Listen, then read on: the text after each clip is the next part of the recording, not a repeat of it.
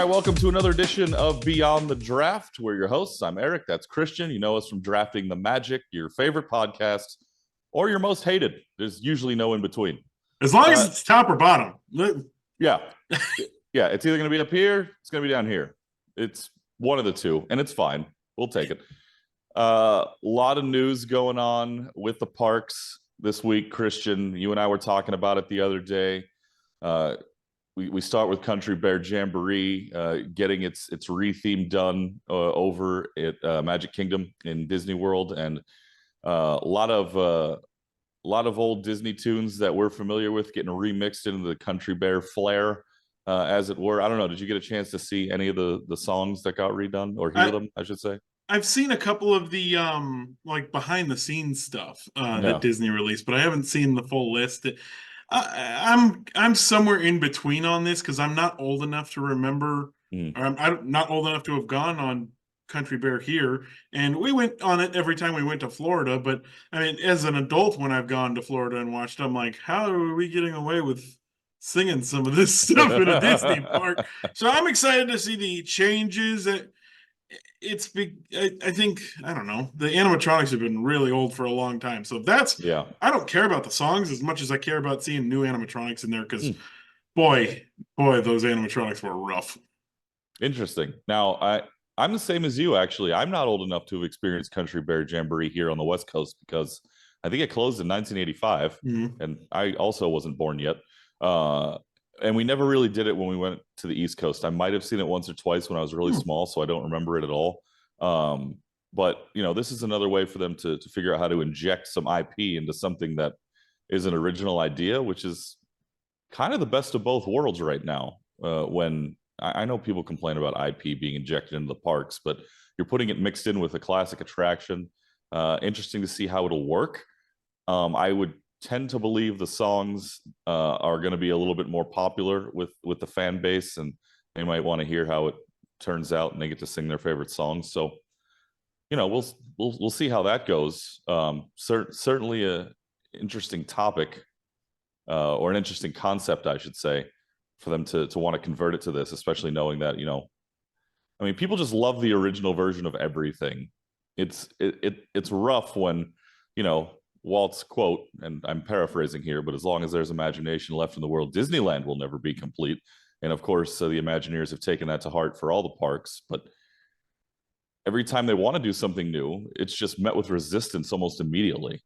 Yeah, it's just one of those things that's going to happen. You've got the Disneyland boomers or the Disney boomers, and then you've got these Disney millennials that want to see change and everything. So it's like the political spectrum, just with Mickey Mouse ears. Yeah, literally. And you know, they can keep building out all they want. Here in California, it's a little bit more difficult. Itty bitty living space. Yeah, they're gonna try with the whole Disneyland Forward concept, but sometimes if you want something new, you got to get rid of something old. Sometimes you just gotta rip off the Band-Aid. Yeah. All right, the big topic this week has to do with, well, you and I are both wearing shirts from this place, right? We got the Epcot update. Communicore Hall is done. It's going to open soon to the public if it hasn't already. I don't know when this episode's going to air, but you know, people had thoughts about this too. My biggest concern isn't so much about the hall itself, because it's supposed to be a festival hall where they can interchange it depending on what festival's going on, right? Whatever event it is. So it's going to need to be a little bit bare, so things can be shifted around. I'm not worried about the hall so much as I'm worried about it being announced that with that being done, the whole Epcot transformation is being complete. Hey, look, the Epcot transformation has gone swimmingly. First off, you've got that giant multi-level building out there. You had that new spaceship Earth re-theme, the new Mary Poppins ride, and oh wait, none of this got done. Maybe instead, you turned it into a college campus, Starbucks, and yes, you have a festival center, and that will be good. I don't know how long that show that they've put in there is going to be. I've been laughing at all the bloggers or vloggers and stuff like that who haven't been able to post their content because YouTube is striking it because it's copyright stuff, because it's just music from a movie. I'm waiting for, you know, new things to happen. Moana, Eric, I gotta tell you, at night, Moana, the Journey of Water area, yeah. it looks beautiful. But what did we get? Like, in all reality, we got a new glorified water area that shoots out outside of Figment. It's the same thing that just does different things. I don't know. I just with the Epcot is finished now. But oh wait, we're closing Test Track this week. Yeah, that was also strange to me. Like, you say it's complete, but they're getting ready to read. Like, is that not part of it? I think this is the part that's been closed forever, where it's officially open now. And you go back to, we were supposed to have a kids area over by Guardians off to the right in that old building. In the Wonders of Life Pavilion building. It's just like, it seems like a failed project. And then you've got Diamaro coming out and saying, oh, don't worry, you're going to see stuff in D23 we've never done before. You didn't do half the things you announced at the last one. I don't know, or whatever time that was, in 2017, it feels like. I'm very skeptical with stuff with Epcot right now. And World Showcase seems to have come out of this untouched, besides ruining it by putting Luminous out there. But the Ratatouille ride, it's a lot of screens, but it's good for the pavilion. They haven't really ruined anything, unless you don't like tile work in Morocco. It's just, I just wonder what was the point at the end of the day? Is this just finishing out Chapek's vision and then being like, oh, let's tear it down? Because everything was already on the books. Exactly. The good news is I can charge my phone just about anywhere in that theme park now, but that's about it.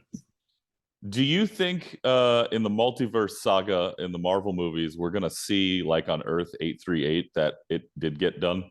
I would genuinely love to see, like, the new Deadpool and Wolverine's coming out, and they're going to be in the void or something like that. I would love to see, like, a Mary Poppins ride just in the corner. Like, it's just, it's a failure. It's a failure in, granted, and before I throw that failure label on it, you got to remember that the pandemic happened during all of this. Park funding got shot down like a duck. I don't know what you can do, but for all the Disney people who were expecting cool things, for all the Epcot people who were expecting good stuff, kind of left wanting more. So then that brings up an interesting question that I just thought of off the top of my head. Did the park get worse? Because I don't. Park get worse? I don't think it did. I would argue it's still improved. It just didn't improve as much as we would have liked it to, which feels like a loss. But like, in the overall scope of things, I don't think they ruined the place. Yeah, no, I don't think it's been ruined. I think it's already a net positive, because you have a Ratatouille attraction that has a long line all day, right? It's a popular attraction. And so, and Guardians of the Galaxy Cosmic Rewinds over there. I forgot that was part of this this big thing. Well, who knows? We don't know if it is. It could have been, it could have not been, but still, it's something that wasn't there before. But I think the overall feeling of entering it, I mean, the fountain at the beginning, at the very entrance of Epcot, is beautiful. Right. But you also lost the Fountain of Nations to a statue of Walt Disney, which is cool, I guess, but then there's just a nice little flower area that people on social media have ran with what it looks like. It's just, I don't know about that. Satellite images be damned. Yeah. I don't like that part of the park. And I get that you need seating areas for festivals and stuff like that. Okay, cool. But I don't know. Acknowledge that this didn't go the way it was supposed to. And I know Innoventions got torn out, and then rebuilt. It wasn't really operating to its full capabilities before then anyway. So I don't really see that as a loss. Yeah.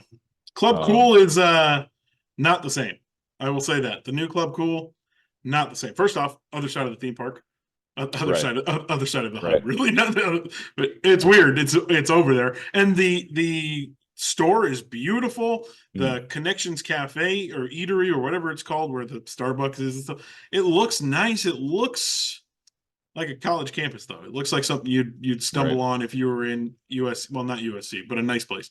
Oh, USC is nice. I mean, long as you just ignore the perimeter. I mean, wear Kevlar on the way in. The inside of the campus is great. No, but I mean, you can tell they were going for the aesthetic of kind of what Epcot was when it first opened, right? A little bit more retro futuristic, a lot of whites, silvers. I know there's more colors now on the front of the Communicore Hall with the triangular tiles, and of course they installed the LED lights on Spaceship Earth a few years back. So, I mean, you've got things that have plussed it up. It's just how far did that plus go in relation to where we thought it was going to go? So like I said, I would argue the park has improved. It didn't improve to where we thought it was going to be, and that leaves a bad taste in everybody's mouth. Yeah, and again, when you promise things and then they don't happen, and it's not like it's just a shock. It's not like a unveiling of, oh, look what we did. Like, right. They announced that, okay, this wasn't happening and we were doing this here instead and stuff like that. But it's still like, I don't know, a little bit of a letdown in my mind. Yeah. Well, and that brings us to the next point. You mentioned Josh D'Amaro making the announcement at the Communicore Hall opening, or media preview, I guess, letting everybody know that D23 is going to be unlike anything we've ever seen from an announcement standpoint. And it's, I think we might get some concrete details about what's going to happen, but just like you say, can we trust it? Yeah, it's one of those where, okay, we've seen D23 make announcements before that didn't happen. And again, that's going to happen sometimes. It's just the way of the business world. But at the same time, when you've been behind the eight ball on, I guess, in that front, when people are pretty unhappy with how things have gone, and you promise, hey, this is going to be something big, you got to come through on that. And I know the whatever the Board of Tourism Florida thing is, they just had this big meeting of approving a 5th theme park in Walt Disney World and approving 2 more smaller locations like a water park or a Disney Springs, and gosh knows how many more hotels and resorts are going to open with all of this eventually as well. And, have we ever had a D23 where they announced a brand new theme park? I don't know if Shanghai was one of those, but if it wasn't Shanghai, it wasn't, because it's been a long time since we've seen a new theme park. Even Shanghai was almost 10 years ago now. How do you feel about that? How do you feel about a 5th theme park potentially out there? There's plenty of space. Listen, well, yeah, it's not going to crowd anything. No, space will never be an issue. My only worry, and it's the same worry I have for if they were to bring out the rumor is that a 3rd theme park could go on the Toy Story lot if they don't do the Disney Springs / Downtown Disney look thing they had going over there. And like, what do you do? And how do you make a 3rd theme park and not take away from what's in the other parks? At least for Disneyland, cool. It would be awesome if we had a Marvel theme park. That'd be awesome. But you already have Avengers Campus. Don't do.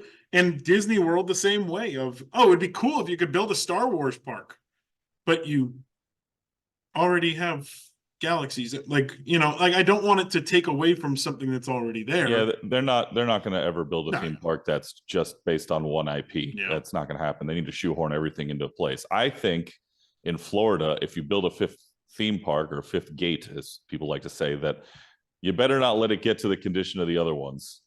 And the other ones already need the TLC that they're not getting. So if you build another one, you're going to have to figure out how to maintain that also. Yep. And then people are going to expect expansions on that park. And I hate to bring up the comparison because I don't like comparing 2 different theme park entities. Like, you're going to get things at Disney you're never going to get at Universal, but also vice versa. So there's no reason to compare them. Like, when people say, oh, people are going to Universal now because Disney's not stepping up. No, stop. First of all, no, because there's still things at Disney that everybody wants to do that you're never going to get from Universal. And again, the other way around, that Universal, and I'm not here to tell the executives how to,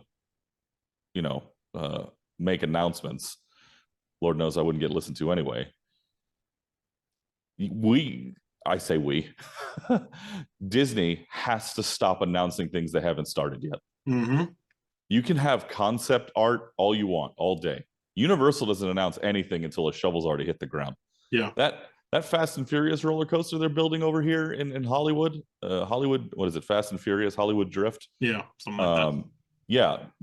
they started tearing out the sound stage and the animal actor stage and started digging into the side of that hill before anybody knew it was going in there publicly, right? Yeah. Universal never made an announcement that that's what was going in. The rumors were floating around. Everybody kind of figured, but they didn't say anything until they started.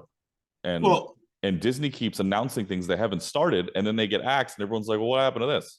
Well, and I think it was, we were talking to Clocky from the Sent from Disneyland podcast when he was on our show, and I don't know if it was when we were on our show or if it was just in our conversations. But he said something to the extent of how interesting would it be if you just showed up to Disneyland tomorrow morning and there were walls around Tomorrowland, unannounced, just walls. And they won't do that because they just for some reason gave Astro Orbiter a paint job instead of sending it to the moon. But it. How cool would that be if they just, we got a wall here. We'll get there. Then we'll announce it in D23. Show some kind of progress, because otherwise, you're right. It turns into a dead project and people hold it against them. Yeah. I don't know. There's got to be something done strategically. Everything they announced could happen doesn't seem like a bad idea to me. It's just, you got to do it. Yeah, you got to do it. And you have to have some sort of timeline too. It can't just be we're thinking about what could be on the other side of Big Thunder. Come on, man. Like, give us hey, we want to have even if it's, hey, we want to have this done by 2035. Give us a 10-year window of, hey, we've got an idea. We want to try to get this done. Not, how cool would it be if there were just the Americas in Animal Kingdom? That'd be kind of cool, huh? Oh, wonder where we'd put that. No, we know where you would put that. You don't have to. You already took down a roller coaster because it killed someone in Germany. Like, it's just, I don't know. Now, interestingly, on that point about Animal Kingdom, I guess a few palm trees went missing behind Dinosaur the other week. Oh no! So I know. So there actually could be movement. Does Indiana Jones not have palm trees in his universe? Weird. Anyway, yeah, right. So the landscaping's starting to move around. Maybe they're actually going to start doing things over there. It does look more likely that the Encanto attraction and the Indiana Jones attraction are going to go ahead. So hopefully at D23 they make the announcement about what it's going to be. The rumor on the street for the Encanto attraction is it could be similar to Mystic Manor out in Hong Kong. So you never know if it's similar to that. And obviously I've never been overseas. I've seen ride videos because I know I'll probably never go there. That would be incredible. Oh, it would. And the other thing, and it goes along with that, we just watched Fantasy Springs open in Tokyo, and they have to put, I know the money's different. I know that there's different ownership, and so they don't, maybe the owning land company that, Oriental Land Company that has it, or whoever owns it now, is the one putting that money. You got to give us the same kind of level of stuff here as Disney fans. Otherwise, Disney fans are going to start getting pretty unhappy about it. And I'm not saying that recent attractions aren't good, right? Go back to the most recent ones that we've opened here at the Disneyland Resort, and besides Web Slingers and stuff, but like Star Wars Rise of the Resistance, very good attractions. You got to keep giving us good stuff and not just simulators like Millennium Falcon, though. Yeah, I mean, even Web Slingers, the technology behind it is still pretty advanced. Oh yeah, but I mean, is that ever going to happen? I don't think the Imagineers, they have the creative freedom to do what they want, but then once budget. It starts to get past toward the bean counters, then it's like, figure it out again. We got to get that number down. Yeah. And they don't have that problem in Tokyo. So well, I mean, even I will say and I hope it wasn't done just because they wanted to have to cover up the whole Splash Mountain thing. The animatronics on Tiana's look fantastic. Right. I'm hoping that's the standard from now on. But it's probably a very expensive standard. So you're going to see things cut. You're going to see video screens in the back putting more characters on it than what you might think is actually an animatronic. Whatever. Give us something like that. I don't know. Well, you look at Tiana's Bayou Adventure, and one of the biggest differences between these two attractions, between this and Splash Mountain, the animatronics on Splash Mountain basically just move back and forth, right? Or up and down. And the audio is on a loop, right? So you could actually show up at certain points in the attraction and it might sound different than it did the last time you were on it. Whereas this version of the attraction, these animatronics move to synced audio. They're not just going back and forth. They have to, their mouths have to move to match the sound, and the logs will trigger that audio and those movements, which is probably the reason for most of those downtimes that they've been having, because things might not be, hitting their mark appropriately, and the animatronics can't reset or can't restart, which is a lot of the bugs they're working out. And when you think of that, and then people say, oh, there's long stretches of the ride where there's nothing, it's because a lot of the time and a lot of the effort goes into the programming, right? A lot. Like probably most of it. I'm still going to complain about it. I know. It's just a matter of people understanding all the work and everything that goes behind it. And if the best example I can give right now is if you go to YouTube and watch we call it Imagineering series that Disney's put out, the one where they talk about the music on Tiana's Bayou Adventure, and they showed some of the animatronics. Actually, it might have been the first episode, but you can see how many wires are running from those animatronics that they put into their system to try to program everything. And I've never seen anything like that before. That is just an insane amount of programming that has to be done. Yeah, it's something that I'm excited for. But again, when you do show us that, is it an e-ticket? Yes, I would say, because of the thrill of everything still. But when you're doing that, those A, B, and C tickets are going to look worse and worse if you don't keep adding at least some quality to the design of it. So it'll be interesting. It will be interesting, but I'm excited. I'm excited for D23. I can't wait to see what we might have in store, and then I'm excited for 10 years from now when we look back and go, well, they didn't do that. Yeah, but at least we got this. Yeah. They got rid of that fountain, but at least we got phone charger. I don't know. There's a list of attractions right now that I could think of that could get the axe at any moment, that could get that upgrade you're talking about, and the lower letter level attractions, right? The A's, the B's, the C's. So I don't know. We'll see what they do. But you're right. The gap between the newer attractions and the older attractions is just going to keep widening if we keep getting brand new thrill rides and nothing gets done about the classics. You got to leave a lot of the classics, though. There's a lot you can't touch. You have to. Some of them can use a facelift. Yeah, most of them can use a facelift. Yeah, but I mean, there's some like you can't touch. Like, they're never going to touch Pan. They're never going to touch Toad. They should. They might be able to get away with doing something about Toad because they've already did it in Florida. But I think this is one of those things where it's gone in Florida. We need to keep it in California things. No, you don't.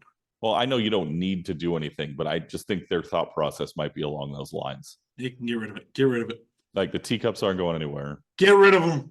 Alice is probably not going anywhere. Get rid of it. Now, Storybook and Casey Jr. Train. Get rid of it. Those are probably more expendable than people might think. Sorry, Walt. Yeah. Dumbo's not moving. Get rid of it. Carousel's not going anywhere. Get rid of it. No. You can do that. That should be a whole other game show. There's things I think should stay and shouldn't stay. Joining us now is Christian Hilton for this edition of Get Rid of It. I'd be on every episode. Yeah, that'll be our new spin-off series. What other things would I make people mad about? It'll be over in 5 minutes. Just a list of things. Get rid of it. It's a long list. It's a really long list of things you can get rid of. What's at the top of that list, though? It's never getting anywhere from the top of the list. Jumping jellyfish. Get rid of it. Yeah, it's the stupidest ride. You say that, and I say Golden Zephyr. But I mean, they could get rid of both of those things and put something else there. And if you accidentally push over Golden Zephyr and it knocks into the jellyfish, as long as no one's on it. Yeah. I think we write it up as an insurance claim and call it a good day. Well, hey, if we get some Santa Anas out here that start blowing real hard, it might happen anyway. Yes, indeed. Christian, we got a bracket thing going on right now, don't we? Yes, the Drafting the Magic This or That Summertime Showdown 2024. Maybe we'll do another one. Who knows? Regardless, make sure you get on to our social medias, specifically Drafting the Magic's Instagram. The stories start tomorrow, Friday the 14th. starting at what's supposed to be midnight. I don't know if it's that on the East Coast or not.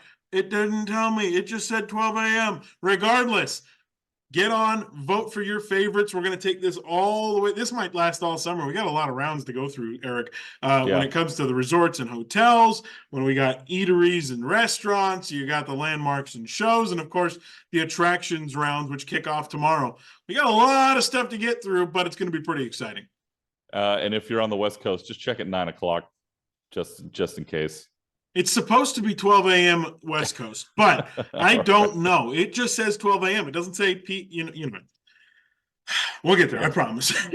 That being said, vote, baby! Have your voices heard. See who advances to the next round. Like Christian said, attractions are up first. At least the preliminary rounds are up first. So we'll see who moves on to the top 16. Also, before you go to the next round next week. Tell your friends. Tell your family. Get them involved on our social medias. First off, it helps your favorites, right? Because your favorites are probably your family's favorites. And actually, it's probably not. If it was in my family. Might not be the case. That being said, it helps everything. And we can get more following and more votes and have more cool stuff like this. But it only helps if you share this show. So send it to your buddies. Send it to your old pals from high school that you haven't talked to in 40 years. Who cares? Send it to them. I don't talk to anybody. I probably should start doing that. Oh, and Eric. This is how I do it now. I do it, indirectly. Oh, go ahead. Oh, yeah. And Eric, we have to give out a huge shout out. Check out this artwork from a fan that sent this into us. This was the coolest thing of all time. I wasn't sure if you were gonna bring it up. I'm glad you did. Shout out to Travis, one of our fans who watches and listens to the podcast, listening to the podcast specifically. And he talked about how he wants to get his own podcast going. We're rooting you on, Travis. Get it done. We want to listen. I'm running out of things to binge. So give me that content so I can listen in too. And good luck on that journey. But glad to have you aboard. Travis, I kind of teared up when I saw this. I'm going to be honest. But it meant so much. We can't wait to hear your podcast. Let's get this going. If you've got other fan art, whoever's watching this and has somehow lasted this long into this video, send us your fan art. You might just get something cool out of it. You never know. It's like you and I are on the same wavelength. I was like, hey, maybe we'll send you something. Maybe. Yeah. That's a big maybe. It's got to be good. It's got to be Travis level. Otherwise, it's not. Yeah, there's a lot of detail. That Travis is, I think, 12 years old. So the color changing, come on, man. I can't do that. Ridiculous. I need a computer to do that for me. Yeah, even then, it's not that great. Right. Regardless, thank you to Travis for sending that in. Thank you to you for watching the show. Make sure to subscribe, like, and share all of our content, whether it be on Facebook, Instagram, YouTube, X, TikTok. I'm sure there's a couple. I don't think we're on LinkedIn yet. I don't think we're hiring. Regardless, find us on SpeakPipe, leave us a voicemail, give us a review on Apple Podcasts, 5 stars or nothing. 5 stars or just move on to your favorite Universal podcast. Good night, Nurse Nancy. I felt that one a little bit. I'm just saying, 5 stars or nothing. What are we doing here? We'll take your honest opinions too. I'll throw that one in there. So, if you want to rip into us a little bit, we're okay with that. Call us with speakpipe.com/draftingthemagic and give us your honest review. We'll play it on the show, whether it's nice to us or not. And that is a bold promise I'm making. So don't make me regret it. That's a guarantee. We will read it. And until next time, this has been the Beyond the Draft Show here on, all your favorite platforms, mostly YouTube. So we'll talk to you next time, everybody. Happy voting.